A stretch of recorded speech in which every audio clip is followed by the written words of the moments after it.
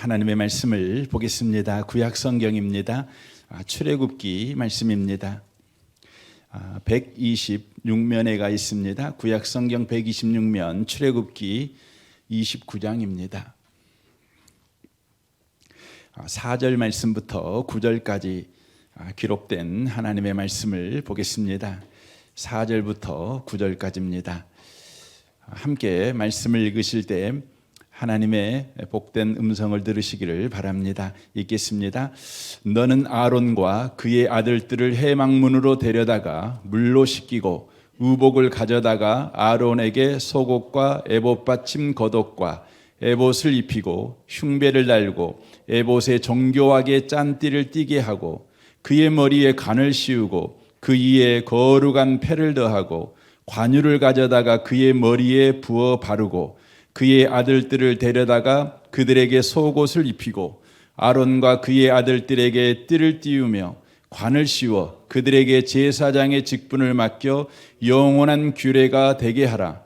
너는 이같이 아론과 그의 아들들에게 위임하여 거룩하게 할지니라. 아멘. 이 밤에 함께 예배하는 모든 분들 가운데 이 말씀의 축복이 함께 하시기를 주님의 이름으로 축원합니다. 출애굽기 강의 104번째 말씀을 함께 나누겠습니다. 우리가 제사장 직분 위임식을 거의 한 달 넘게 함께 지금 나누고 있습니다. 구약의 제사장으로 우리 하나님께서 아론과 그의 자손들을 택하셨습니다. 하지만 신약의 성도인 저와 여러분이 바로 이 시대에는 제사장들이라는 것이죠. 제사장은 제사를 드리는 일이 가장 중요한 사명 아니겠습니까? 신약의 성도인 우리는 삶으로 제사를 드리는 바로 제사장이라는 것을 우리가 놓치면 안 됩니다.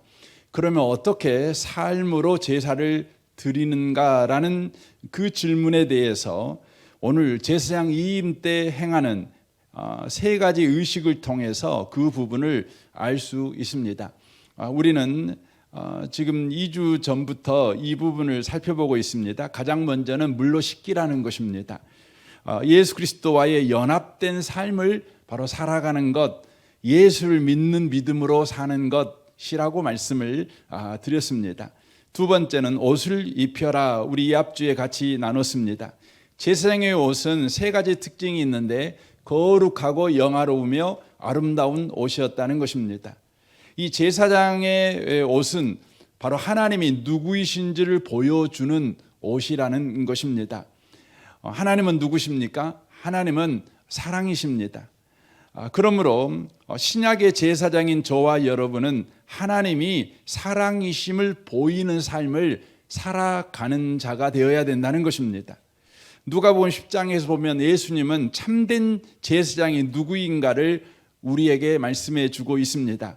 제사장 옷을 입은 제사장이 참된 제사장이 아니요 성전에서 일하는 레위인이 참된 제사장이 아니라 바로 당시에 천시 여김을 받았던 그러나 강도 만난 이웃에게 사랑을 베푼 사마리아인이야말로 바로 참된 제사장임을 주님께서 밝히 드러내셨습니다.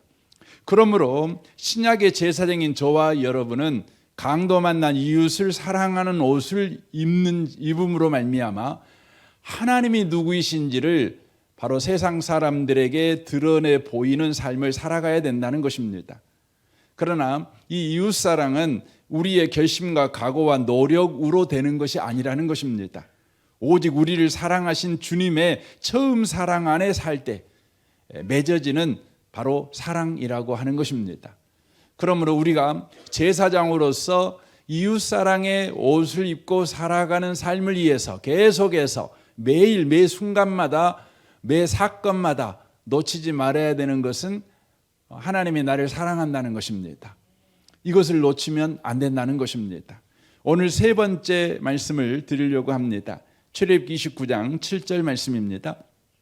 관유를 가져다가 그의 머리에 부어 바르고라고 말씀합니다. 세 번째로 기름을 부어 바르라라고 주님이 바로 명령하고 있습니다.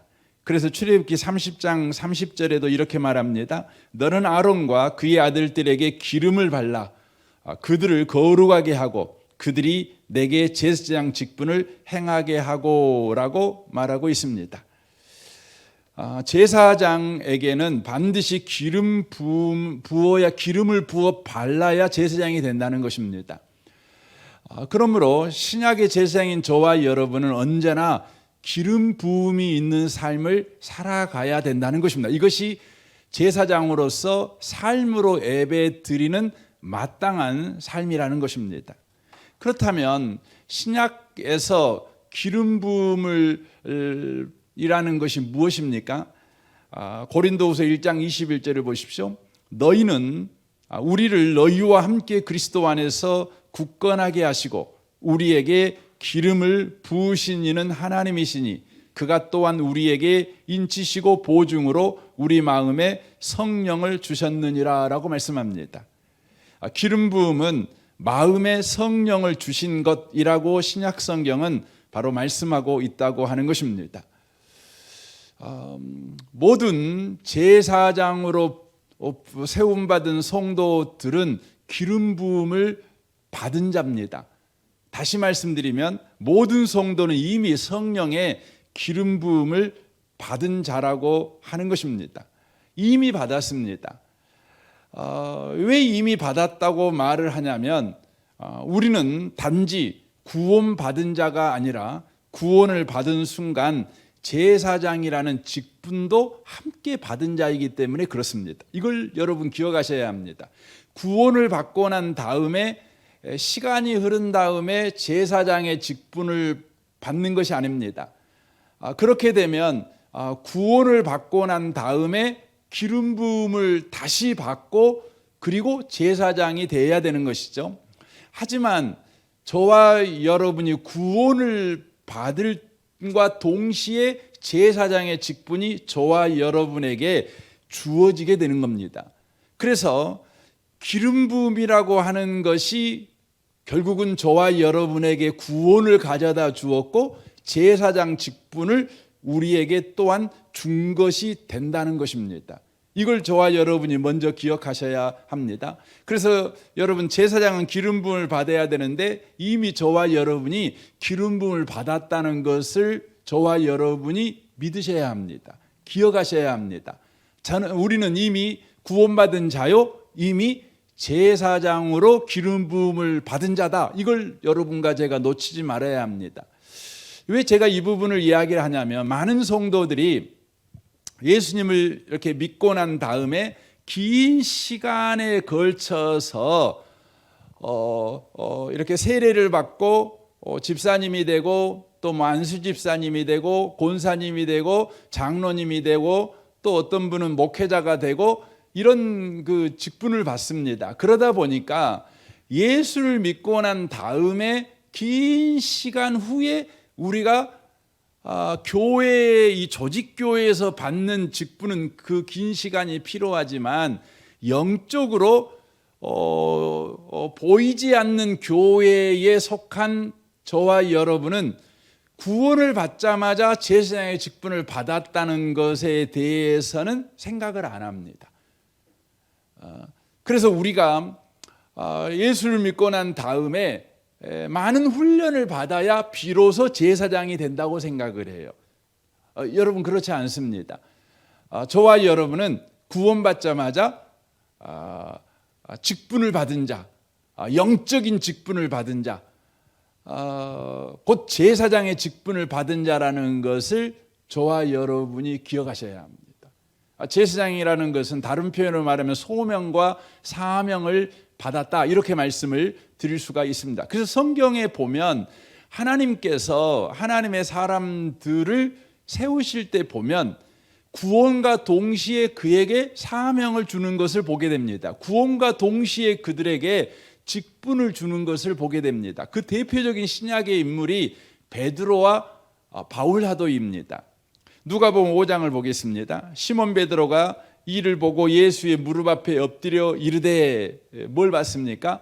밤새도록 그물을 던졌지만 물고기 하나 못 잡지 않습니까? 그래서 아침이 되어서 이제 헛수고한 자기의 그물을 거두어서 이제 낙심의 심령을 품고 이제 단돌이 하는 거죠. 이제 집에 가려고 하는 겁니다. 근데 그때 예수님께서 오시지 않습니까? 오셔가지고 베드로에게 말씀하시죠. 근데 그 장면이 여러분 참 재미있는 장면이에요. 베드로하고 예수님은 며칠 전에 그의 사촌인 안드레 때문에 예수님을 만났어요. 안드레와 함께 예수님을 만났을 때에 베드로가 예수님의 첫인상을 보고 별로 호감을 못 느꼈습니다. 그래서 그냥 돌아왔다고요. 그런데 이번에는 예수님께서 베드로를 찾아올 때 어떻게 찾아왔냐면 많은 무리들을 이끌고 찾아옵니다. 밤새고 그물 던진 한 마리 못 잡은 그런 상황에서 있을 때 엄청나게 많은 무리들과 함께 예수님이 나타납니다. 안드레하고 만났을 때 예수님의 인상과 다른 예수님 아닙니까? 그 예수님께서 오셔가지고 베드로 배 좀 빌리자게 갖고 거기서 설교를 하시잖아요. 얼마나 긴 설교를 했는지 모르겠지만 바로 옆에서 베드로가 이제 설교를 들을 수밖에 없는 상황 가운데 놓인 거 아니겠습니까? 그리고는 예수님이 이제 깊은 데 가서 그물을 던져라라고 말씀하시죠. 베드로가 깊은 데 가서 그물을 던집니다. 그런데요, 이전에 경험하지 못했던 손맛을 이렇게 보는 것이죠.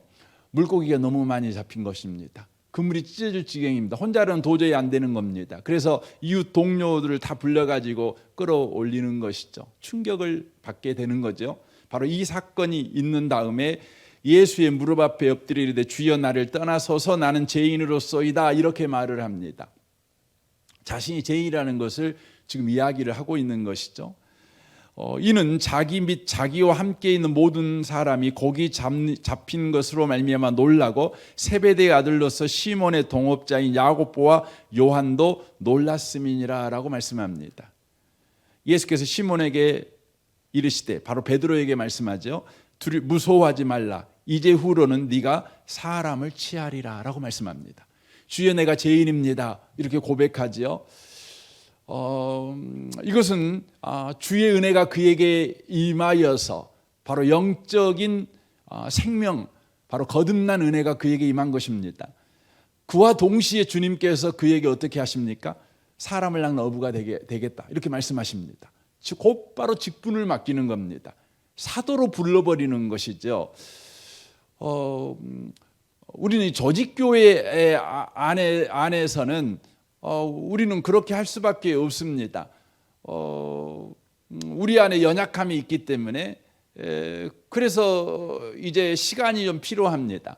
그런데 하나님께서는 구원하신 주의 백성을 곧바로 여러분 제사장으로 사명자로 임명하시는 것입니다. 사도행전 9장을 보겠습니다. 사울이 길을 가다가 다메섹에 가까이 이르렀더니 호련히 하늘로부터 빛이 그를 둘러 비치는지라. 땅에 엎드려져 들음에 소리가 나서 이르시되 사울아 사울아 네가 어찌하여 나를 박해하느냐 하거늘 대답하되 주여 누시오니까 이르되 나는 네가 박해하는 예수라. 너는 일어나 시내로 들어가라. 내가 행할 일을 내게 이를 자가 있느니라 하시니라 라고 말씀합니다. 곧바로 구원하시죠. 구원하자마자 어떤 직분을 내가 너에게 줬는지 너에게 알려줄 사람이 있을 것이다. 시내로 들어가라. 그래서 바울이 이제 다메섹 시내로 들어가는 것 아니겠습니까? 그때에 다메섹의 아나니아라는 사람에게 또 성령 하나님께서 말씀하셔서 베드로에게 가게 하지요. 바울에게 가게 하지요. 그리고는 말씀합니다. 15절에 보면 주께서 이르시되 가라. 이 사람은 내 이름을 이방인과 임금들과 이스라엘 자손들에게 전하기 위하여 택한 나의 그릇이라 라고 말씀합니다. 구원과 동시에 직분을 맡기는 겁니다. 구원과 동시에 사명을 맡기는 것입니다. 사랑하는 성도 여러분, 구원과 동시에 저와 여러분은 제사장이라는 것을 기억하셔야 돼요. 그래서 제사장이 되기 위해서 저와 여러분에게 따로 기름 부음을 구하는 여러분 노력과 기도가 필요가 없습니다. 주님 나를 제사장으로 삼아 주십시오. 그리고 이를 위해서 내게 기름 부음을 주십시오. 성령을 내게 부어 주십시오. 이렇게 기도할 필요는 없다는 것입니다. 왜냐하면 성령의 기름 부음이 없으면 구원도 없고 제사장이 되는 일도 없기 때문에 그렇습니다. 그래서 이 기름 부음이라는 뜻 안에는 어떤 뜻이 있냐면 하나님의 절대 주권이라는 뜻이 있습니다. 구원도 하나님의 절대 주권이지만 제사장으로 저와 여러분이 세워진 것도 하나님의 절대 주권입니다. 그러므로 구원을 받거나 제사장이 되는 일을 위해서 기름 부음을 우리가 구할 필요가 없다는 것입니다. 여기에서 우리는 큰 은혜를 알게 되죠. 저와 여러분이 구원을 받았다는 것은 저와 여러분에게 바로 제사장의 직분이 주어졌다는 것이고 소명과 사명을 받았다는 것을 의미하는 것입니다. 그래서 구원받은 성도 가운데 의미 없거나 가치 없거나 쓸모없는 인생은 없다는 것입니다. 할 일 없는 인생은 없어요. 구원받았다 그러면 그분은 쓸모 있는 사람이에요. 그분은 가치 있는 분이셔요. 그분은 의미 있는 인생을 살아갈 자인 것을 저와 여러분이 기억하셔야 합니다. 혹시 여러분이 예수를 믿어 구원받았다는 확신이 있음에도 불구하고 여러분 자신에 대하여 여러분 인생에 대하여 요즘 의미를 못 느끼고 가치를 못 느끼고 요즘 방황하고 계십니까?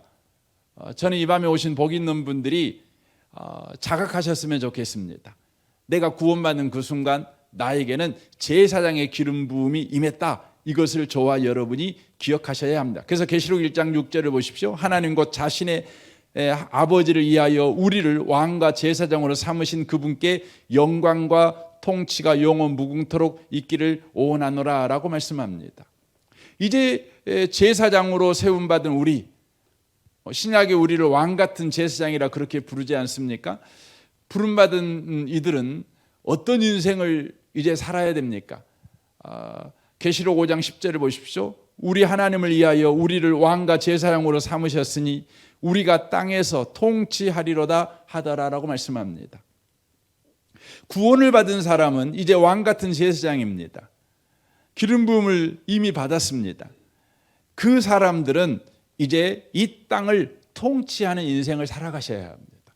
그래서 예수 믿는 모든 사람들은 왕같은 제사장으로서 이 땅에서 통치하는 인생을 반드시 살아가셔야 한다는 것입니다. 그러나 저와 여러분이 구원받아 제사장, 왕같은 제사장이 되었지만 곧바로 이 땅을 통치하는 왕의 삶을 살아가지는 않습니다. 다윗은 어린 나이에 사무엘에게 기름 부음을 받아 왕의 직분을 받았습니다. 하지만 그는 기름 부음을 받아 왕의 직분을 받은 그 즉시 그가 왕이 된 것이 아닙니다. 수십 년 동안 왕은 고사하고 도망자 신세가 되어 바로 이 동굴 저 동굴로 피하는 그런 험악한 인생을 살았습니다. 수많은 어려움과 위험을 경험하여 난 후에 그가 왕이 됩니다. 사망의 음침한 골짜기를 다닌 것 같은 위험과 죽을 것 같은 많은 일들을 그가 경험한 이후에 특히 사울 왕이 자기를 죽이기 위해서 쫓아다니는 거 아닙니까? 마침내 사울 왕이 죽자 비로소 다윗은 왕이 됩니다. 그리고 땅을 통치하는 자가 되지요. 다윗은 하나님께 자기의 인생을 뒤돌아보면서 이렇게 고백합니다. 시편 23편 4절입니다. 내가 사망의 음침한 골짜기로 다닐지라도 해를 두려워하지 않는 것은 주께서 나와 함께 하심이라. 주의 지팡이와 막대기가 나를 안위하시나이다. 주께서 너 온수의 목전에서 내게 상을 차려주시고 기름을 내 머리에 부으셨으니 내 잔이 넘치나이다 라고 고백합니다. 여기서 우리가 주목해야 될 말은 내 잔이 넘치나이다라는 고백입니다. 다윗은 이미 왕의 기름 부음을 수십 년 전에 받은 사람입니다.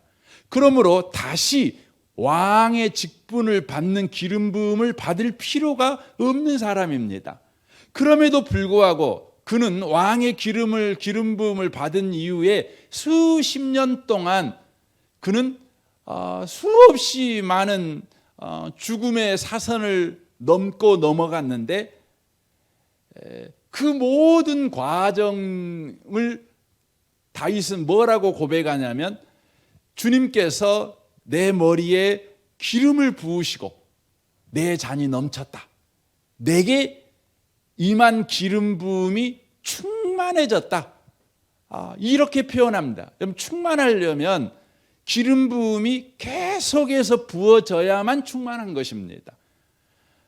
그렇게 지금 고백하고 있는 것입니다. 이건 무엇을 의미하고 있냐면 우리가 구원을 받은 이후에 제사장이 되었죠. 이미 기름 부음을 받았습니다. 제사장이 되기 위해서 기름 부음을 우리는 구할 필요는 없습니다. 그런데 다윗의 예를 통해 우리에게 가르쳐 주는 것이 있는데 그게 뭐냐면 바로 직분을 받기 위한 기름 부음은 우리에게 더 이상 필요 없는데 그 직분대로 바로 살아가는 데에는 그 직분을 감당하는 자가 되는 데에는 바로 기름 부음이 필요하다는 것을 지금 이야기를 해주고 있는 것입니다. 그러니까 다윗이 왕의 기름 부음을 받았지만 곧바로 왕이 되지 않았어요. 그렇다고 해서 그가 왕이 아닌 건 아니에요. 그런데 우리 하나님께서 그 10여 년이라는 긴 시간 동안 그가 왕으로서 왕자리를 감당하는 사람이 되도록 다윗의 입장에서는 많은 죽음의 이기, 사망의 음침한 골짜기를 지났지만 하나님 입장에서는 계속해서 다윗에게 기름 부음을 부어주시는 시간이었다는 거예요. 무슨 기름 부음이에요? 다시 왕의 기름 부음이 아니에요. 왕의 직분을 감당할 수 있는 바로 기름 부음을 부어줬다는 거예요. 그래서 다윗이요 시편 92편 10절에서 이런 기도를 합니다. 주께서 내 뿔을 유니콘의 뿔같이 높이시리니 내가 신선한 기름으로 기름 부음을 받으리이다 라고 말합니다. 여기서 뿔은 권력을 말합니다. 그러니까 왕이죠. 왕에게는 자리만 있으면 안 되는 것이에요. 여러분 왕 가운데는요 그냥 그 이름만 왕인 사람이 역사 속에 얼마나 많습니까? 그렇죠. 이름만 왕인 사람이 많아요. 그런데 여러분 왕에게는 반드시 뭐가 필요합니까? 힘이 필요한 겁니다. 왕에게는 능력이 필요한 것입니다. 왕에게는 왕의 자리가 당연히 주어져야죠. 그와 동시에 그 왕의 자리에서 왕다운 능력을 행사할 수 있어야 되는 것입니다. 그런데 다윗이 지금 무슨 이야기를 하냐면 내 뿔을 유니콘의 뿔같이 높이시리니 하나님이 내게 왕의 자리를 주시고 이제 왕의 권세를 높여주신다는 것이에요. 이를 위해서 내가 신선한 기름으로 기름 부음을 받으리이다. 이건 미래형입니다. 그러니까 하나님 앞에 계속해서 신선한 기름 부음을 그가 구했고 받았다는 것을 성경이 말씀해 주고 있는 것입니다. 이로 인하여서 다윗이 왕의 기름 부음을 받은 다음에 사울에게 계속해서 쫓겨서 도망갈 때에 도망만 간 것이 아니에요. 뭐 했다는 거예요? 그는 계속해서 하나님 앞에 신선한 기름 부음을 구했어요. 주님, 내가 왕입니다. 이제 왕다운 왕이 되게 내게 능력을 부어주십시오. 계속해서 이 부분을 구했고 하나님께서 사울에게 쫓기는 그 10여 년이라는 그 사망의 음침한 골짜기를 지나는 그 모든 과정에서 신선한 기름 부음을 다윗에게 부어 주셨다는 것을 말해주고 있는 것입니다. 이 밤에 오신 복 있는 성도 여러분, 여러분이 왕 되기 위한 기름 부음은 더 이상 구할 필요는 없습니다. 하지만 왕의 능력을 가진 자, 그 자리에 합당한 지혜와 지식과 명철과 또 은사와 능력을 가진 자가 되기 위해서는 저와 여러분이 반드시 신선한 기름 부음을 받는 자가 되셔야 된다는 겁니다. 그래서 이 부분을 신학적으로 보면 이렇게 말씀을 드릴 수 있어요. 우리가 구원을 받고 제사장이 된 기름 부음은 바로 성령의 내주, 성령의 세례, 이렇게 말씀을 드릴 수 있어요. 이것은 굉장히 내적이고 주관적입니다. 주관적입니다. 그래서 여러분에게 성령의 세례가 임하면 여러분이 바로 내가 예수님을 주님으로 고백하는 것을 통해서 내가 구원받았구나 이렇게 확인할 수 있지만, 다른 사람들이 느끼기에도 저 사람 예수 믿었네, 구원받았네, 제사장 됐네, 이렇게 알기는 쉽지 않습니다. 성령의 내주와 성령의 세례는 그렇습니다. 그런데 이 신선한 기름 부음은 뭐하고 똑같냐면 성령 충만과 똑같습니다. 성령 충만은 외적이고 객관적입니다. 사도행전 10장 44절 보겠습니다. 베드로가 이 말을 할 때에 성령이 말씀 듣는 모든 사람에게 내려오시니, 그러니까 베드로가 설교를 하는데 성령이 내려와요. 이거 어땠다는 거예요? 보였다는 거예요. 보였다는 것이죠.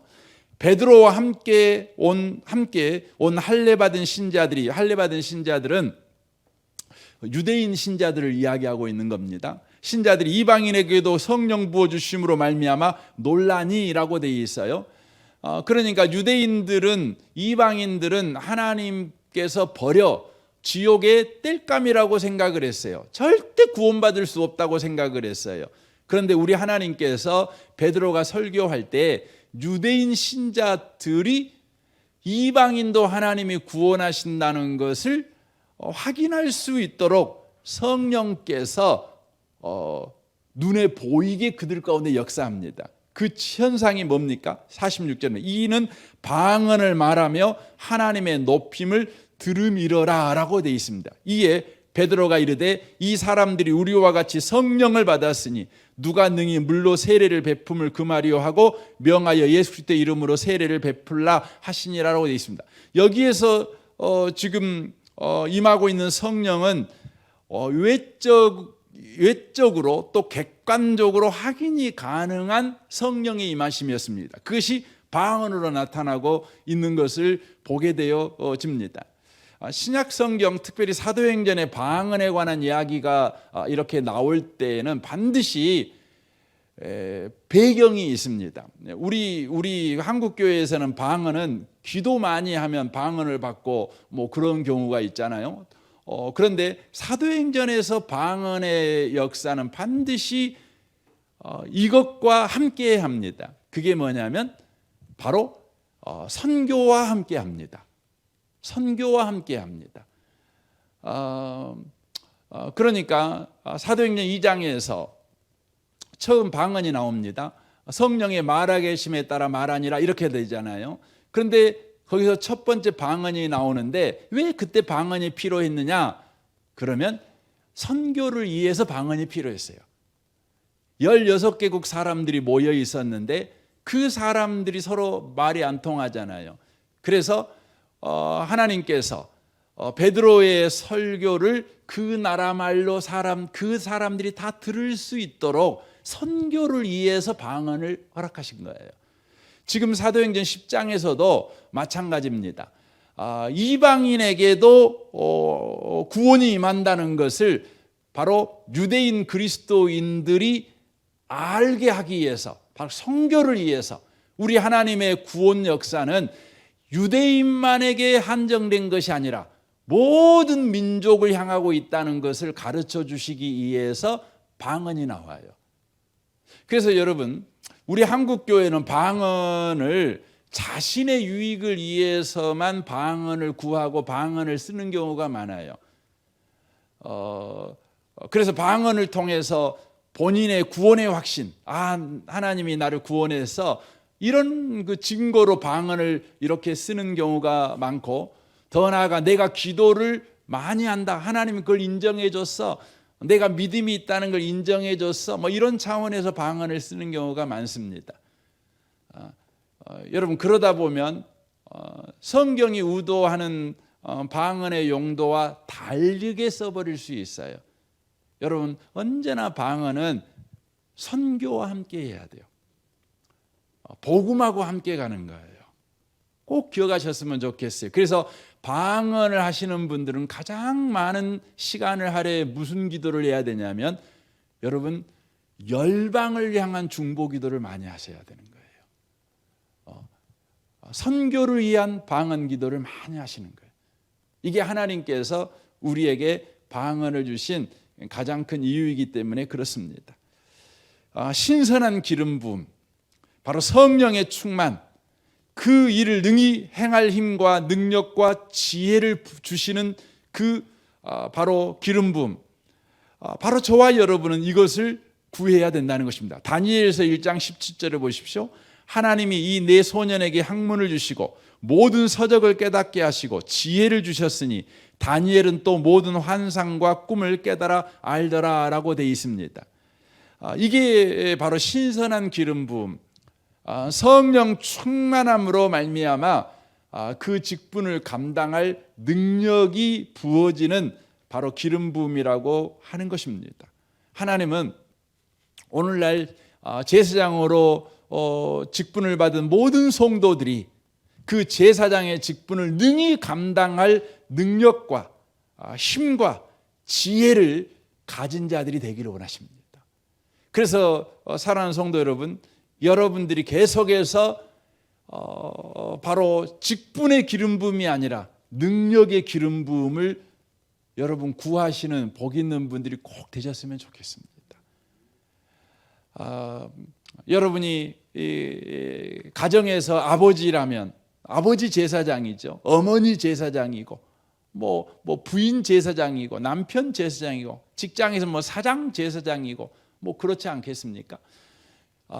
여러분, 여러분에게 계속해서 그 직분을 감당할 힘과 능력과 지혜와 지식과 명철과 각양 은사가 여러분에게 충만하게 부어지도록 기도하는 일을 저와 여러분이 놓치지 마셔야 됩니다. 꼭 기억하셔야 합니다. 바울 사도가 고린도전서 2장 1절에서 이런 이야기합니다. 형제들아, 내가 너희에게 나아가 하나님의 증거를 전할 때 말과 지혜의 아름다운 것으로 아니하였나니 내가 너희 중에서 예수 그리스도와 그가 십자가에 못 박힌 것 외에는 아무것도 알지 아니하기로 작정하였습니다. 내가 너희 가운데 거할 때에 약하고 두려워하고 심히 떨었노라. 내 말과 내 전도함이 설득력 있는 지혜의 말로 아니하고 다만 성령의 나타나심과 능력으로 하여 너희 믿음이 사람의 지혜에 있지 아니하고 다만 하나님의 능력에 있게 하려 하였노라라고 말합니다. 바울 사도가 공부를 되게 많이 한 사람 아니겠습니까? 그러니까 논리와 설득력을 가지고 얼마든지 설교할 수 있겠죠. 하지만 바울 사도는 이로 인하여 나타나는 것은 사람의 지혜밖에 안 나타난다. 네 잘났어, 뭐 이 정도밖에 결과가 안 나온다는 것입니다. 오직 사람이 바뀌어지는 것은 바로 성령의 나타나심과 능력으로 해야 하나님의 역사하심이 온전하게 드러나는 일이 된다는 것이죠. 성령의 나타남과 능력, 이것이 곧 성령의 기름 부음, 바로 신선한 기름 부음이라고 말씀을 드릴 수가 있는 것입니다. 이사야 61장 1절을 보십시오. 주 여호와의 영이 내게 내리셨으니 이는 여호와께서 내게 기름을 부으사 가난한 자에게 아름다운 소식을 전하게 하려 하심이라 라고 되어 있습니다. 성령을 내려주셨습니다. 이미 예수 받은 사람들은 성령이 이미 임해 있습니다. 이미 있어요. 아멘이시죠, 여러분? 여러분과 저는 더 이상 우리에게 성령 주세요, 성령 주세요 이렇게 구할 필요는 없어요. 하지만 저와 여러분이 뭘 구해야 돼요? 직분을 감당하기 위해서는 내 자리 역할을 감당하기 위해서는 반드시 성령의 충만이 필요해요. 기름 부음이 필요한 것입니다. 그래서 성령이여 이 시간 내게 충만하게 역사하십시오. 성령 충만을 구하는 일은 저와 여러분이 놓치면 안 된다는 것입니다.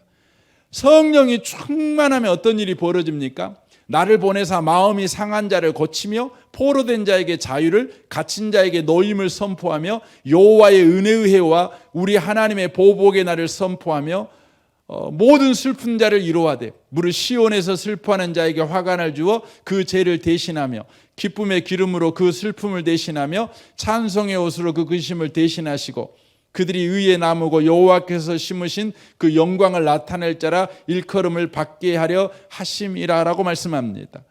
성령이 충만하여 복음을 증거할 때 여러분과 제가 말하는 자 아닙니까? 꼭 설교자만 말하는 것이 아닙니다.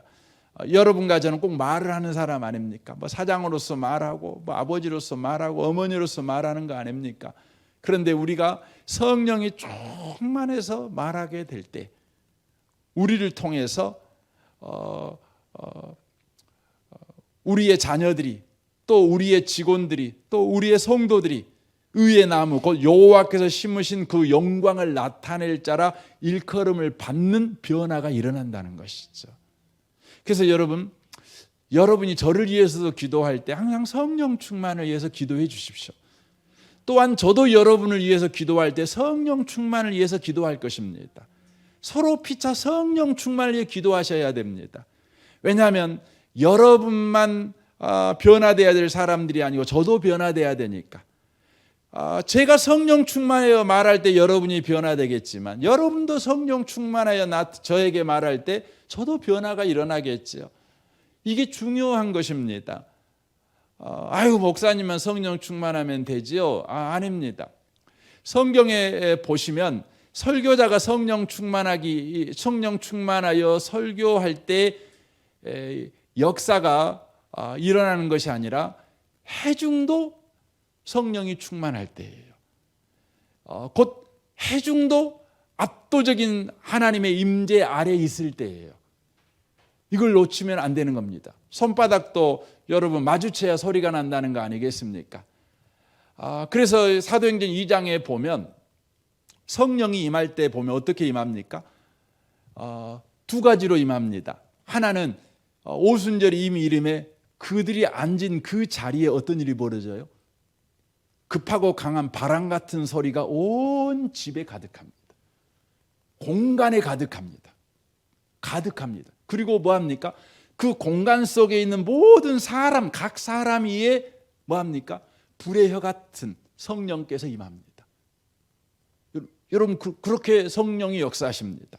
그래서 여러분과 제가 우리 예배 드릴 때마다 주님, 우리가 예배 드리는 이 모든 공간, 이 공간 속에 단 한 평도 의심이 자리 잡지 못하도록, 악한 자가 자리 잡지 못하도록 하늘의 급한 바람 같은 성령께서 이 공간을 충만하게 장악하시고 이 공간에 들어오는 모든 사람마다 또 성령께서 장악해 주십시오.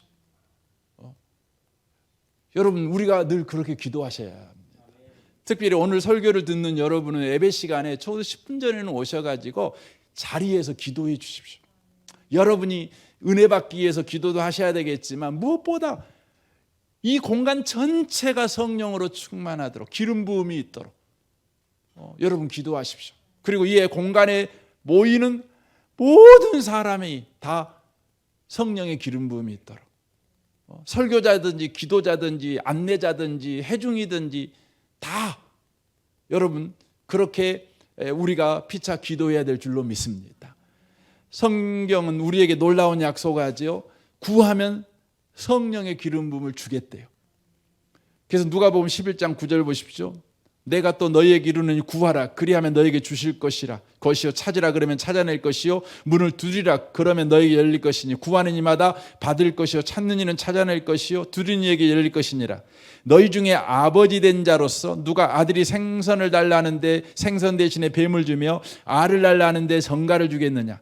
너희가 악할지라도 좋은 것을 자식에게 줄 줄 알거든. 하물며 너희 하늘아버지께서 구하는 자에게 성령을 주시지 않겠느냐 하시니라 라고 말씀하십니다.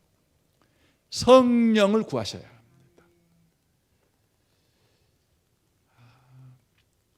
다윗과 사울의 차이점이 있죠. 여러분, 다윗과 사울은 동일하게 기름 부음으로 왕의 자리에 앉은 사람입니다. 사울은 쿠데타를 일으켜갖고 왕이 된 사람이 아니에요. 기름 부음을 받아서 왕이 된 사람이에요. 다윗도 기름 부음을 받아서 왕이 된 사람입니다. 하지만 그의 종국은 완전히 다릅니다. 왜 다를까요? 다윗은 여러분이 아니니까 일단 놔두고 사울을 보십시오. 사울이 어떻게 되었습니까?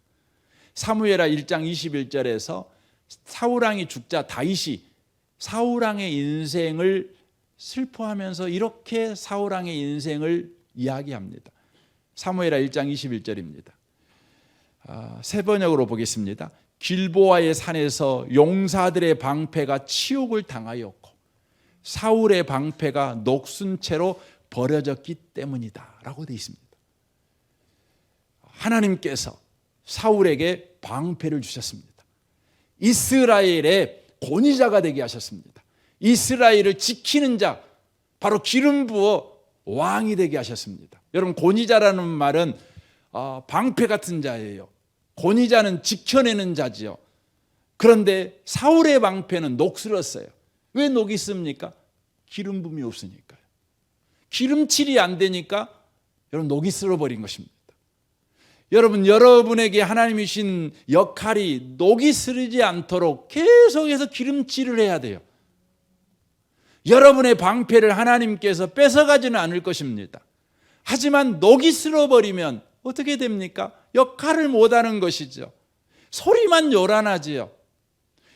녹슨 능력, 녹슨 지혜, 녹슨 언어를 말하고 녹슨 영성을 가지고 녹슨 기도와 녹슨 찬양과 녹슨 예배를 드리는 녹슨 봉사를 하는 여러분, 사울 같은 사람이 될 수밖에 없는 겁니다. 사울은 여전히 왕이었습니다. 그런데 녹슨 왕이었습니다. 그러니 백성캥이는 자기 자신, 아니 자기 자식들도 지켜내지 못하는, 여러분 얼마나 슬픈 여러분 가정이 됐습니까? 아주 풍지박산 나버리지 않습니까? 여러분에게 하나님이 주신 직분, 방패가 녹슬지 않게 해야 됩니다. 기름칠을 계속 해야 합니다. 기름칠이 멈춰지지 않게 해야 합니다. 여러분, 기름칠하는 것이 뭡니까? 성령 충만을 구하는 것입니다. 기도하는 것이죠. 마태복음 26장 40절에 예수님이 말씀하지요. 제자들에게 오사 그 자는 것을 보시고 베드로에게 말씀하시되 너희가 나와 함께 한 시간도 이렇게 깨어 있을 수 없더냐. 시험에 들지 않게 깨어 기도하라. 마음에는 온유로되 육신이 약하도다 라고 말씀하십니다. 시험에 들지 않게 깨어 기도하라 라고 말씀합니다. 기도가 사라지는 순간, 기름칠이 되어 있지 않는 녹슨 우리의 신앙생활이 되는 순간 우리에게 남는 것은 시험밖에 없다는 거예요. 교회에 오면 시험 엄청 들고 가지 않습니까? 나만 시험 드나요? 다른 사람들도 함께 시험 들게 만들죠. 예배 드리다가 시험 듭니다. 봉사하다가 시험 들죠. 예배 끝나고 나가다가 또 시험 듭니다. 예배 드리기 위해서 오다가 시험 듭니다. 여러분, 기름칠이 사라져버린 신앙생활, 기도가 사라져버린 신앙생활은요, 시험뿐이라는 것을 기억하셔야 됩니다. 그래서 에베소 5장 14절에 주님은 이렇게 말씀하지. 그러므로 이르기를 잠자는 자여 깨어서 죽은 자들 가운데 일어나라. 녹슨 자여 일어나서 역할을 해라. 이렇게 요구하는 거죠. 그리스도께서 너에게 비추시리라 하였느니라. 그런즉 너희가 어떻게 행할지를 자세히 주의하여 지혜 없는 자가 자지 말고 오직 지혜 있는 자가 채 세월을 아끼라. 때가 악하니라. 그러므로 어리석은 자가 되지 말고 오직 귀의 뜻이 무엇인가 이해하라. 술 취하지 말라. 이는 방탕한 것이니 오직 성령으로 충만함을 받으라. 성령의 충만함을 받으라고 말씀하시는 건 성령의 충만함을 매 순간마다 구하라. 성령의 기름칠을 구하라. 신선한 기름 부음을 구하라. 내가 너를 하나님의 자녀되게 하는 기름 부음을 주었고 제사장이 된 기름 부음을 주었는데 그걸 내가 빼앗지는 않겠다. 하지만 녹슨 제사장이 되어가지고 어리석은 자가 되고 술 취한 자가 되어 세월을 허랑방탕하는 자의 인생을 네가 살아서 되겠느냐? 성령 충만을 구해라. 그래서 성령 충만 받으라 이렇게 말씀하는 것입니다. 우리는 모든 일 그리고 매 순간마다 성령의 신선한 기름 부음, 성령 충만을 구해야 할 줄로 믿습니다. 그래서 에베소 6장 10절에 이렇게 말씀합니다. 끝으로 너희가 주 안에서와 그의 힘의 능력으로 강건해지고 마귀의 관계를 능히 대적하기 위하여 하나님의 전신갑주를 입으라. 우리의 씨름은 혈과 육을 상대하는 것이 아니요 통치자들과 권세들과 이 어둠의 세상 주관자들과 하늘에 있는 악한 영들을 상대함이라. 그러므로 하나님의 전신갑주를 취하라. 이는 악한 날에 너희가 능히 대적하고 모든 일을 행한 후에 서기야 함이라. 그러니 서서 진리로 너희 허리띠를 띠고 의의 호심경을 붙이고 평안의 복음이 준비한 그 신을 신고 모든 것 위에 믿음의 방패를 가지고 이로써 능히 악한 자의 모든 불화살을 소멸하고 구원의 투구와 성령의 검 곧 하나님의 말씀을 가지라. 모든 기도와 간구를 하되 항상 성령 안에서 기도하고 이를 위하여 깨어 구하기를 항상 힘쓰며 여러 성도를 위하여 구하라라고 말합니다. 저는 이 설교를 준비하다가 이 본문에서 지금까지 늘 머뭇거리고 이 부분에 대한 정확한 그 의미를 몰랐던 그 구절이 하나 있었습니다. 그게 뭐였냐면 그 18절에 나와 있는 모든 기도와 간구를 하되 항상 성령 안에서 기도하고, 이 성령 안에서 기도하는 것, 그래서 성령 안에서 기도하는 것이 대체 뭘까? 그래서 제가 많은 주석책도 보고 이 책도 보고 저 책도 보고, 근데 내 마음에 진짜 시원해. 그래, 맞아, 이게 성령 안에서 기도하는 거구나. 이걸 사실은 제가 아직까지 못 찾았습니다. 그러다가 오늘 설교를 준비하다가 성령 안에서 기도한다는 것이 이거구나, 이걸 제가 봤습니다. 그게 뭐냐면 이 통째로 읽어보면 그런 겁니다. 여러분, 우리는 악한 사람하고 싸우는 것이 시험 든 거거든요. 여러분 요즘 사람하고 싸움하고 계십니까? 사람 빛게 보이고 사람이 사람이 그냥 하찮게 보이고 사람이 귀찮아 보이고, 요즘 사람 때문에 숨이 컥컥 막히고 사람 때문에 어디 가기 싫고, 요즘 사람 때문에 그래. 그건 분명합니다. 시험 든 겁니다. 예수 믿는 사람은 사람하고 싸우는 게 혈과 육으로, 이 혈과 육이면 사람을 말하는 것이거든요. 사람하고 안 싸우는 겁니다. 우리는 언제나 마귀하고 싸웁니다. 영적 세력과 싸웁니다.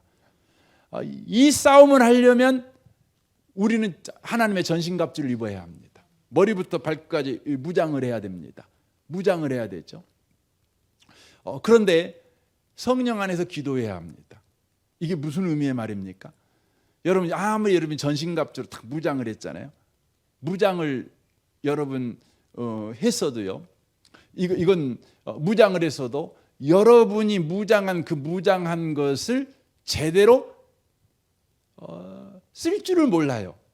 그러니까 여러분 총 들고 전쟁터는 나갔어요. 근데 총을 쏠 줄을 몰라요. 그럼 총 가지고 가는 게 집입니다. 차라리 도망갈 때 총 없으면 차라리 낫죠. 성령 안에서 기도하라는 말은 무슨 의미냐? 여러분이요, 머리에 구원의 투구를 씁니다. 구원의 투구를 쓸 때, 주님, 내가 이 시간 예수님이 나의 구원자라는 것을 내가 믿습니다. 이 머리에 이걸 씁니다. 항상 내 머리의 생각이 예수님이 구원자야. 예수님이 나를 지켜주셔. 예수님이 나를 보호하셔. 이렇게 내가 머리에 씁니다. 하지만 주님, 내 의지로는 안 됩니다. 내 지식으로는, 내가 이 시간 내가 어떤 경우에도 예수님이 나의 구원자다, 주님이 날 지켜주신다, 내 인생은 헛된 인생이 되지 않아, 예수님이 구원자니 나는 이기고야 말 거야, 결론은 이겨, 이렇게 내가 결심하고 이해하고 그걸 내가 현장에서 써먹으려고 하지만 못 써먹습니다. 주님, 내가 구원의 투구를 쓰오니 내게 성령 충만 주십시오. 성령께서 머리에 쓴 구원의 투구, 예수님이 구원자라고 하는 이 구원자라는 이 진리를 주님 내 삶에서 충만하게 해 주십시오. 그게 성령 안에서 기도한다는 거예요. 여러분 의의 흉배를 붙입니다. 의의 흉배를, 의라는 건 뭐냐면 하나님과 우리 관계가 정상화됐다, 이게 의입니다. 하나님은 내 아버지고 나는 그의 자녀다, 이게 의입니다. 하나님과 우리 관계는 어떠한 경우에도 온수 관계가 안 돼요. 하나님은 절대 나를 외면하지 않아요. 나에게 삐지지 않아요. 나를 거역하지 않아요. 나를 외면하지 않아요. 하나님은 언제나 내 손에 더러운 피가 묻었어도 두 팔 벌려 나를 끌어안아 주시고 나를 볼 때마다 기쁨을 이기지 못하시는 하나님이시다. 이게 뭐냐면 의의 흉배를 붙이는 거예요. 우리 이거 압니다. 그래도 여러분과 제가요, 알지만 사람 보면, 미운 사람 보면 그거 못 써먹습니다. 무기로 못 써먹습니다. 안 써요. 그냥 성질대로 사는 겁니다. 진리대로 안 삽니다. 그러니까 여러분과 제가 성령 안에서 기도해야 돼요. 성령님, 이 시간에 나를 충만하게 하십시오. 의의 흉배로 충만하게 하십시오. 어떠한 경우 어떠한 상황에서도 성령이여, 바로 하나님과 나의 관계가 정상화되었다는 것을 성령께서 계속해서 가르쳐 주시고, 성령께서 계속해서 나로 하여금 깨닫게 해주시고, 그것을 무기로 쓰도록 주님 나를 축복해 주십시오. 이게 성령 안에서 기도한다는 것입니다. 여러분, 우리는 성령 충만해야 합니다. 우리가요, 예수 믿지만 예수 믿는 게 녹슬어 버렸다고요. 그렇지 않습니까? 그래서 예수 믿는다는 게 여러분과 저에게 무기가 아니에요. 날카롭고 예리한 단칼에 그냥 마귀를 대적할 무기가 아니에요. 예수를 믿지만 저와 여러분이 여전히 안 믿는 사람과 방불하게 살아요. 저와 여러분이 여전히 예수가 무기지, 예수가 내게 무기인데도 비록 다임이 녹슬어라고 쓸 수 없으니까 돈을 찾고 권력을 찾고 배경을 찾고 그렇게 삽니다. 그냥 똑같이 삽니다. 여러분, 그렇게 안 살려면 우리가 성령의 충만함을 받으셔야 돼요. 기름 부음을 받으셔야 돼요. 여러분, 예수 믿는 게 녹슬지 마시기를 바랍니다.